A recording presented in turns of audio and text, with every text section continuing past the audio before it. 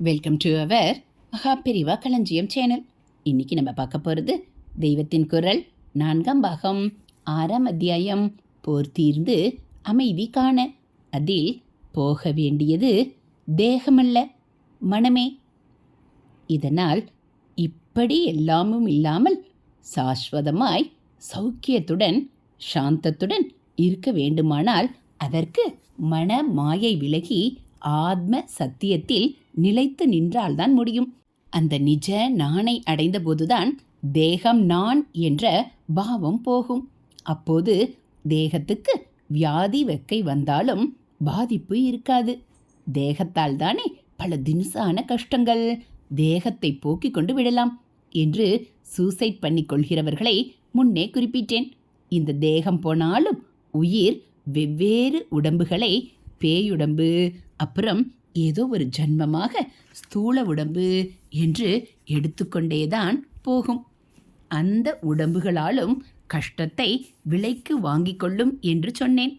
ஆகையால் கஷ்டம் போக சாவு சொல்யூஷன் இல்லை என்றேன். சொல்யூஷன் என்னவென்றால் உடம்பு போவதில்லை. உடம்பில் நான் என்றிருக்கிற அபிமானம்தான் போக வேண்டும். உடம்பை நானாக நினைக்கிற அஞ்ஞானம்தான் போக வேண்டும் என்றேன். அது மட்டும் போதாது, மனசை நான் என்று நினைப்பதும் போக வேண்டும். தேகத்தை நான் என்று நினைப்பது போய் அப்படி நினைக்கிற மனஸ்தான் நான் என்று நினைத்தால் அதுவும் பொய்யை மெய்யாக எடுத்துக்கொண்டு விடுவதுதான். நான் என்ற நினைப்பே போக வேண்டும். நினைப்பு இருந்தால் நினைக்கிற மனஸ், நினைக்கப்படும் நான் என்று இரண்டு இருப்பதாக அர்த்தம். இரண்டு இருப்பது பயஹேது. அதனால் நினைப்பு போய் நினைக்கிற மனஸ் போய் நானாக மட்டுமே இருக்க வேண்டும். அதுதான் ஆத்ம சாட்சா்காரம். அதுதான் நம் நிஜநிலை. ஹரஹர சங்கர, ஜெய ஜெய சங்கர. அடுத்து பிறவி முக்தி குறித்த கொள்கைகள்.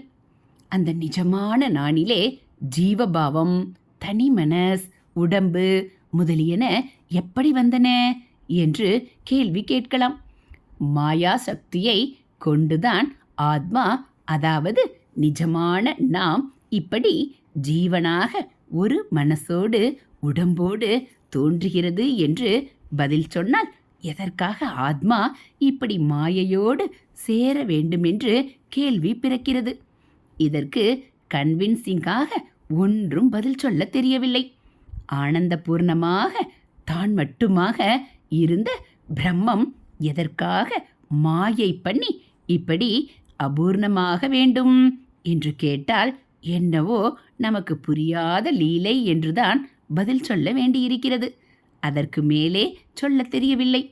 பூர்ணமானதானே அபூர்ணமாக குறைந்து நிறைந்த தன்னை தேடி பிடிப்பதற்காக கண்ணாமூச்சி ஆடிக்கொள்கிற விளையாட்டு இது. எதற்காக பிரம்மம் இப்படி விளையாடணும் என்று கேட்டால் பதில் தெரியவில்லை. காரணம் இல்லாததுதானே விளையாட்டு. சரி, தப்பு, தர்க்கம் எல்லாம் வராததுதானே விளையாட்டு. ஏதோ விளையாட்டுக்கு சொன்னேன், இதை பெருசா நினைக்காம விளையாட்டுன்னு விட்டுடு என்றெல்லாம் இந்த அர்த்தத்தில் தானே சொல்கிறோம்.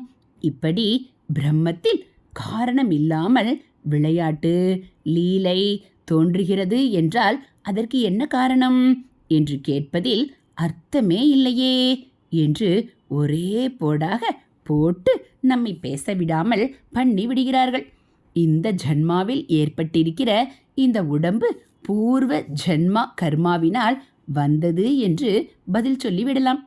போன ஜன்மா, அதற்கு முந்தின ஜன்மா, இன்னும் இப்படியே பூர்வ ஜென்மங்கள் என்று போனால் ஆதியிலே எப்படி உடம்பு வந்தது என்றால் அப்போது கர்மாவினால் வந்திருக்க முடியாது.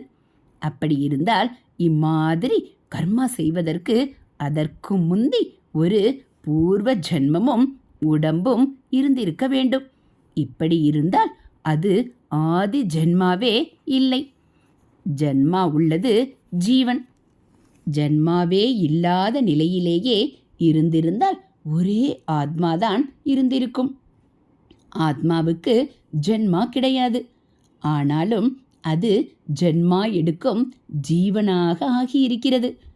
ஒன்றுக்கொன்று முரண் மாதிரி பிரம்மசூத்திரத்தின் ஆரம்பத்தில் பிரம்மத்திடமிருந்துதான் ஜன்மம் ஏற்படுகிறது என்றும், பிற்பாடு ஜன்மா என்கிறது சரீரத்தால் ஏற்பட்ட பாவனை தானே தவிர நிஜமில்லை, ஆத்மா சிருஷ்டிக்கப்படாமல் நித்தியமாய் இருப்பது என்றும் இருக்கிறது. பல ஜீவாத்மாக்கள் இருப்பதாக சொல்கிற துவைதிகள் இந்த முரண்பாட்டை சால்வ் செய்து கொள்ள முடியாது. அவர்கள் ஆத்மா சிருஷ்டியற்ற நித்திய பொருள் என்பது ஜீவாத்மாவை குறிப்பதாக கொண்டால் அதற்கு பிரம்மத்திடமிருந்து ஜன்மா ஏற்படுவதை ஒப்புக்கொள்ள முடியாது. நித்தியமான சிருஷ்டியில்லாத ஒன்றுக்கு இன்னொன்றிடமிருந்து எப்படி ஜென்மா ஏற்பட முடியும்? அத்வைதத்தில் லோக விவகாரத்துக்காகத்தான் ஜீவாத்மா என்று ஒன்றை சொல்கிறோமே தவிர, வாஸ்தவத்தில் ஜீவாத்மா பரமாத்மா என்று இரண்டு ஆத்மாக்களோ இப்படி அநேகம் ஜீவாத்மாக்களோ இருப்பதாக கொள்வதில்லை. நம் கொள்கை இருப்பது ஒரே ஆத்மா என்பதுதான். அதையேதான் பிரம்மம் என்பதும். அது சிருஷ்டியற்ற நித்திய வஸ்து என்று பிரம்மசூத்திரம் சொல்வதை நாம் அப்படியே ஒப்புக்கொள்கிறோம். இந்த ஒரே ஆத்மாவில் பல ஜீவர்களுடையவும் ஜகத்தினுடையவும் தோற்றம் ஏற்பட்டிருக்கிறது. இப்படி ஜீவ தோற்றம் அதிலிருந்து ஏற்பட்டுள்ளதால் பிரம்மமாகிய ஆத்மாவிடமிருந்தே ஜன்மம் என்று சொல்லியிருப்பதையும் நாம் ஏற்க முடிகிறது. எதற்காக, எப்போது, ஏன் இப்படி ஏற்பட்டு அப்புறம் கர்மாவினால் ஜன்மாந்தரங்கள் நடக்க வேண்டும் என்றால்தான் புரிய மாட்டேன் என்கிறது. இந்த புதிர்களை யோசித்தால் தலை சுற்றுகிறது. ஆதியிலே ஜன்மா எடுக்க ஜீவன் என்று ஒன்று எங்கே இருந்தது? அது எப்படி உண்டாயிற்று என்று கேட்டால், ஜீவன் எப்படி உண்டாயிற்று என்று கேட்காதே, அது உண்டாவதில்லை. பரமாத்மா என்கிற அனாதி தத்துவமேதான் அது என்கிறார்கள். இன்னொரு விதமாக சொல்லும்போது மாயையானது ஆத்மாவிலே ஜீவன் என்ற பாவத்தை தோற்றுவித்திருக்கிறது என்கிறார்கள். அப்படியானால் இந்த மாயை எப்போது தோன்றிற்று என்று கேட்டால், எப்போது என்று மாயையை பற்றி கேட்பதே தப்பு. எப்போது என்பது காலத்தை குறிப்பது. மாயையால் தான் காலம் என்ற ஒன்றே காலாதீதமான ஆத்மாவில் ஏற்பட்டிருக்கிறது. காலமே மாயையால் உண்டாகியுள்ள போது மாயை எந்த காலத்தில் தோன்றினது என்று கேட்டால் என்ன அர்த்தம் என்று வாயை அடைத்து விடுகிறார்கள். ஆறுதலாகவும் ஒன்று அவர்கள் சொல்வதில் தெரிகிறது. ஜீவன்தான் அனாதியோ, மாயைதான் அனாதியோ? அது எப்படியானாலும் இந்த இரண்டுமே அனாதியாக வேண்டுமானால் இருக்க முடியுமே தவிர அனந்தம் இல்லை என்று தெரிகிறது. அதாவது முடிவில்லாதது இல்லை, முடிவுள்ளதுதான் என்று தெரிகிறது. ஆதி அந்தம் என்று இரண்டு. ஆதி தோற்றம், அந்தம் முடிவு.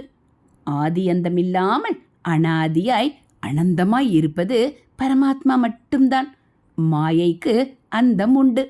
ஞானம் வந்தவுடன் அது இருந்த இடம் தெரியாமல் அழிந்துவிடும். அப்போது ஜீவாத்மாவும் பரமாத்மாவில் அந்தம் அடைந்து அதுவே ஆகிவிடும். அப்புறம் ஜன்மா இல்லை, உடம்பு இல்லை, கஷ்டங்கள், துவைதத்தால் ஏற்படும் ஆசை, பயம் முதலான எதுவும் இல்லை. ஜீவாத்மா என்று தனியாய் ஒன்று அனாதியாய் இருப்பது போலவே அனந்தமாகவும் இருக்கிறது என்பது துவைதிகள் கட்சி. சாஸ்வதமாக ஜீவாத்மா என்ற ஒன்றாகவே ஈஸ்வர சன்னிதானத்தில் ஆனந்தமாய் இருப்பதுதான் மோட்சமான முடிவு நிலை. ஜனன மரணம், மறுபடி சரீரம், சம்சாரம் என்பதற்கெல்லாம் அதுவே முடிவு என்கிறார்கள். அப்படி இருக்கும்போது அந்த ஈஸ்வரனே தங்களுக்குள்ளே அந்தர்யாமியாக இருப்பதை ஜீவாத்மாக்கள் தெரிந்து கொண்டு அதனால் ஜீவனுக்குள்ள பிடுங்கல் இல்லாமல் ஈஸ்வரனின் ஞான ஆனந்தங்களை தாங்களும் அனுபவித்து கொண்டிருப்பார்கள் என்று துவைதத்திலேயே ஒரு மாடிஃபிகேஷன் செய்து விசிட்டாத்வைதம் என்று சொல்கிறார்கள். அந்தர்யாமி என்பதோடு நிற்காமல் அதற்கு மேலே இன்னும் கொஞ்சம் அத்வைதமாகவும் சிலர் அபிப்பிராயப்படுகிறார்கள். இவர்கள் என்ன சொல்கிறார்கள் என்றால், சூரிய வெளிச்சத்தில் நட்சத்திரங்கள் இருக்கிறார் போல மோட்சத்திலே ஈஸ்வர சன்னிதானத்தில் ஜீவாத்மாக்கள் இருக்கிறார்கள் என்கிறார்கள். சூரிய வெளிச்சத்தில் நட்சத்திரம் இருப்பது கொஞ்சமாவது தெரிகிறதோ? இல்லையல்லவா? அப்படியானால் நட்சத்திரங்கள் அப்போது அழிந்தா போய்விட்டன? அப்படியும் இல்லை. இதே மாதிரிதான் பரமாத்ம தத்துவத்திலே ஜீவாத்ம தத்துவம் தன்னுடைய தனித்தன்மை அப்படியே மங்கி அதன் பிரகாசத்திலேயே முழுகி கிடக்கிறது என்கிறார்கள்.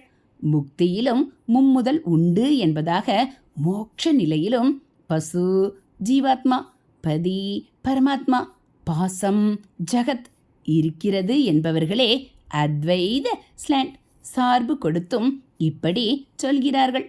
மோட்சத்திலே பரமாத்மாவோடு சம்பந்தம் எப்படி இருந்தாலும் சரி, இதை பற்றி சித்தாந்தங்கள் ஒன்றுக்கொன்று எத்தனை மாறுபட்டாலும் சரி, அந்த ஸ்திதியை அடைந்த பிற்பாடு மறுபடி சம்சாரம் இல்லை, ஜன்மா இல்லை என்பதை எல்லாரும் ஒரே மாதிரி சொல்கிறார்கள். இதை கொண்டே நாம் ஆறுதல் அடைவோம், திருப்திப்படுவோம். ஹரஹர சங்கர, ஜெய ஜெய சங்கர. அடுத்து தேவை விடுதலைக்கு முயற்சியே. சுதந்திர ஆத்மாவுக்கு எப்படி சம்சார பந்தம் ஏற்பட்டது என்று எந்த சித்தாந்தத்திலும் திருப்திகரமாக சொல்லவில்லை என்பதை நினைத்து வருத்தப்பட வேண்டாம். சம்சாரத்துக்கு காரணம் மாயை என்று சொல்லும் அத்வைதத்தில் அந்த மாயையின் ஆளுகைக்கு எப்படி ஆத்மா ஆட்பட்டது என்று சொல்வதை பற்றியும் நாம் வருத்தப்பட்டு யோசித்து குழம்ப வேண்டியதில்லை. ஏனென்றால் தெரிந்து ஒரு பொறியிலோ வலையிலோ விழுவதென்பதில்லை. அப்படித்தான் மாயாஜால வலையில் எப்படியோ விழுந்துவிட்டோம். ஜாலம் என்றாலே வலை என்று அர்த்தம், மேஜிக் என்றும் ஒரு அர்த்தம்.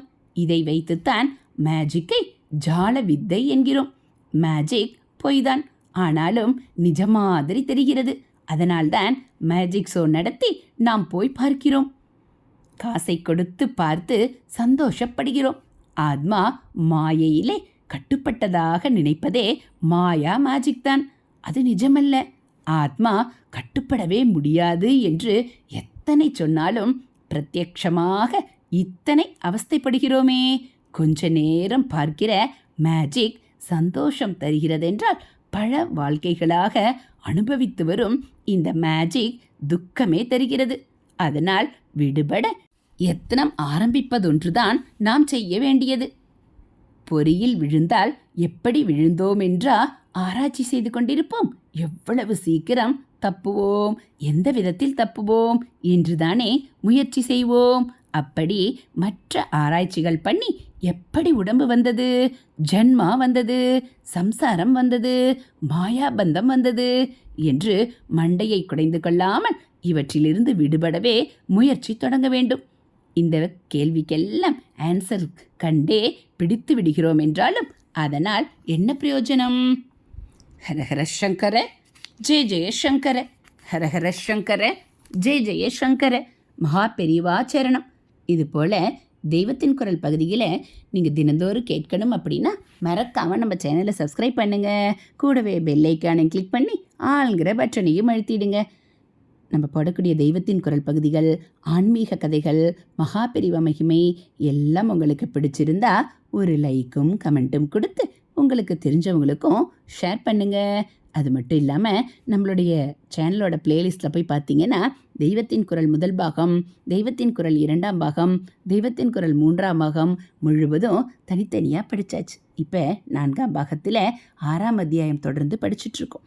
அதனால் தெய்வத்தின் குரல் 7 பாகங்களையும் நீங்கள் கேட்கணும்னு விருப்பப்பட்டால் மறக்காமல் நம்ம சேனலை சப்ஸ்கிரைப் பண்ணிக்கோங்க. தேங்க்யூ.